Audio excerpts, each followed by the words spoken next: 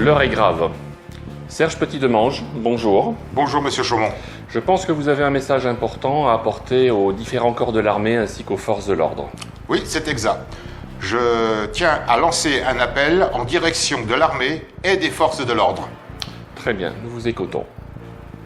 Officiers généraux, amiraux, officiers supérieurs, officiers subalternes, officiers mariniers, sous-officiers de tout grade des armées de terre, de mer, de l'air, de la Légion étrangère, de la gendarmerie nationale, de la police nationale, de la police municipale, des douanes.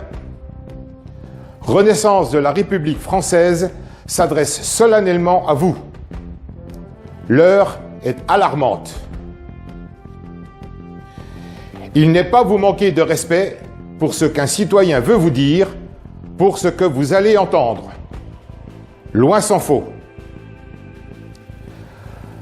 Dans la grande et noble tradition de l'armée, avec un A majuscule, il est inconcevable de ne pas respecter le pouvoir politique civil, je nomme le pouvoir exécutif, sous lequel la Constitution de la Ve République vous place hiérarchiquement.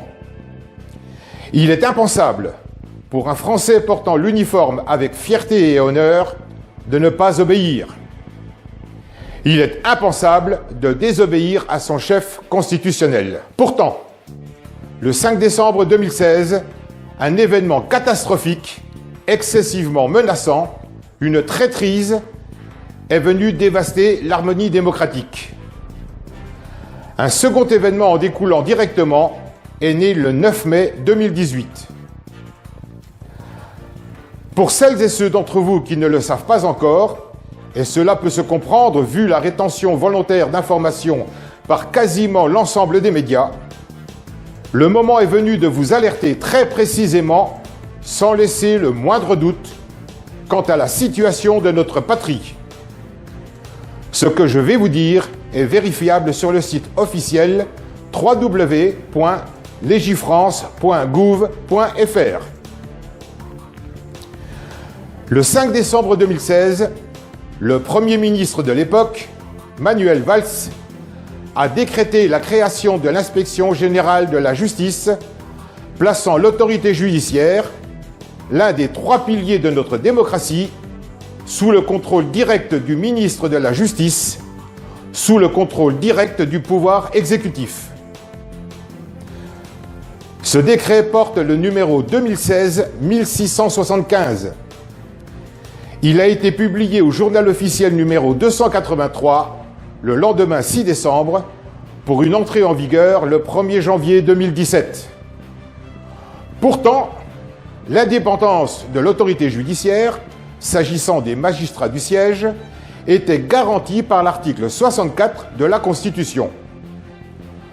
Le président de la République de l'époque, François Hollande, pourtant constitutionnellement garant de cette indépendance, ne s'est pas opposé à ce décret. Il a failli à son devoir. Il a trahi. Sachant les études que vous avez suivies, vous ne pouvez ignorer que la Constitution du 4 octobre 1958 déterminait très clairement la séparation des trois pouvoirs. Le pouvoir exécutif, le pouvoir législatif, l'autorité judiciaire. L'article 16 de la Déclaration des droits de l'homme et du citoyen du 26 août 1789, référencé dans le préambule de la Constitution précitée, dit ceci. Toute société dans laquelle la garantie des droits n'est pas assurée, ni la séparation des pouvoirs déterminée, n'a point de constitution. Puisque violation de la séparation des pouvoirs il y a, la Constitution de la Ve République est défunte le 1er janvier 2017. Les conséquences de cette disparition sont historiques, dramatiques pour l'avenir du peuple, pour son devenir, pour votre avenir. Pour la plus importante de ces conséquences, en l'absence de constitution, sauf à admettre l'état de dictature, quel que soit le candidat, l'élection présidentielle du 7 mai 2017 était tout simplement impossible. Je suis conscient que ce que je vous affirme est gigantesque, monstrueux, mais c'est ainsi. Je le répète, sauf à admettre que la France est entrée en dictature, M. Emmanuel Macron ne peut avoir été élu président de la République. Il usurpe la fonction publique de président de la République avec toutes les conséquences pénales attachées, notamment celles prévues à l'article 433-12 du Code pénal. Les répercussions sont de la même engeance, colossales. Ne pouvant, en l'absence de constitution, être président de la République, M. Macron n'a pu nommer M. Édouard Philippe Premier ministre.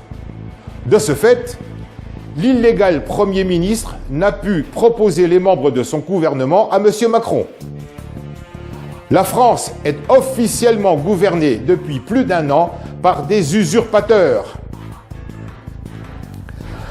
Concernant l'armée, M. Macron, illégitime locataire de l'Élysée, n'a pu nommer le général François Lecointre, chef d'état-major des armées, en remplacement du général Pierre de Villiers, démissionnaire. De fait, vous, dont le rôle primordial est d'assurer la protection de la nation et des citoyens contre les agressions extérieures et intérieures, vous n'avez actuellement pas de chef suprême, pas plus que vous n'avez de Premier ministre, ministre de l'Intérieur, de la Défense, des Finances, pas plus que vous n'avez de chef d'état-major des armées. Le projet de loi constitutionnelle numéro 911 du 9 mai 2018, présenté par l'exécutif, n'est ni plus ni moins qu'une nouvelle constitution fondant la 6e République. Mais pourquoi l'usurpateur de l'Élysée et celui de Matignon, leurs complices du gouvernement associé, parlent de loi constitutionnelle?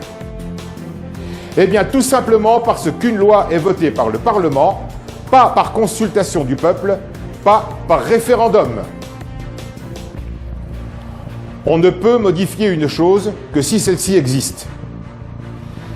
L'illégitime exécutif actuel, avec la complicité active de l'Assemblée nationale, où il est majoritaire, réitère le même coup de Jarnac, la même trahison envers le peuple que celle commise par Nicolas Sarkozy en 2007, avec l'après-référendum de 2005 et le traité de Lisbonne.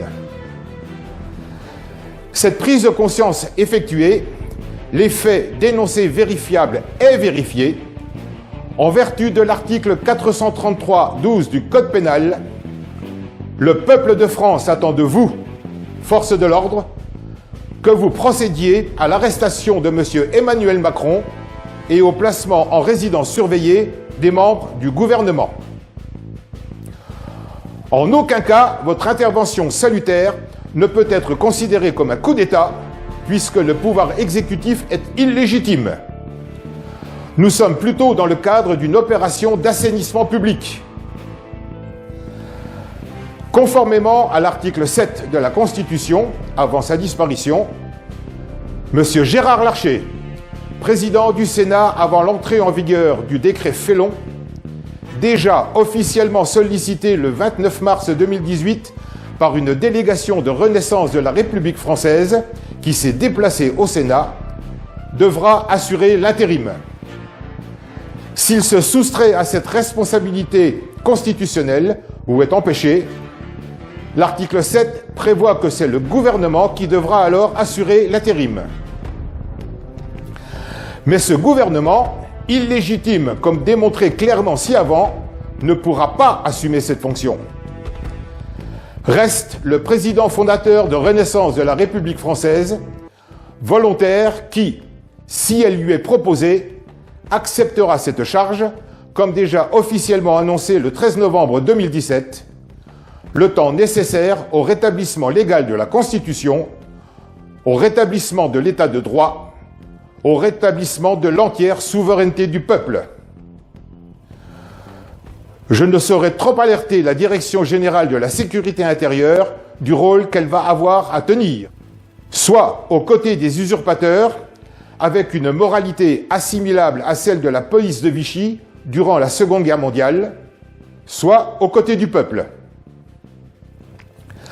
Je recommande au garde du corps de M. Macron de lui conseiller de présenter sa démission au plus tôt, se rendre avant la commission d'actes incontrôlés, irréversibles, irréparables, dont il devra assumer l'entière responsabilité associée au gouvernement.